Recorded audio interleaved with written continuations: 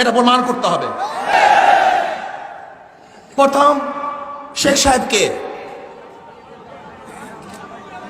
তিনি জনাব শেখ মুজিবুর রহমান, তেনার বাবা শেখ লুৎফর রহমান, লুৎফর রহমানের বাবা শেখ আব্দুল হামিদ, শেখ আব্দুল হামিদের বাবা একরামউদ্দিন, শেখ একরামউদ্দিন, শেখ একরামউদ্দিনের বাবা শেখ বুরহানুদ্দিন, শেখ বুরহানুদ্দিনের বাবা শেখ জাহানে মাহমুদ ওরফে তেকরি শেখ, শেখ তেকরি শেখের বাবা জনাব জহির শেখ, জহির শেখের বাবা জনাব দরবেশ আব্দুল আউয়াল,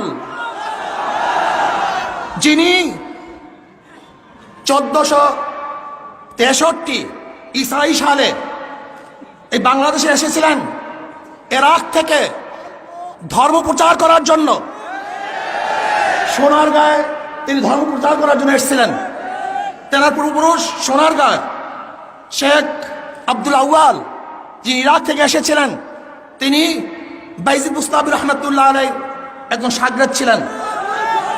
তেনারই বংশধর বুরহানুদ্দিন সাহেব, শেখ বুরহানুদ্দিন সাহেব, তিনি টঙ্গীপাড়ায় এই দিন প্রচার করার জন্য সেখানে অবস্থান করেন। সেখানেই তিনি দিন প্রচার করেন। আমরা কি দেখেছি? শেখ সাহেবের উত্তরসূরিরা একজন ধর্ম প্রচারক ছিলেন, ইরাক থেকে এসেছেন ধর্ম প্রচার করার জন্য। শেখ সাহেবের বাবা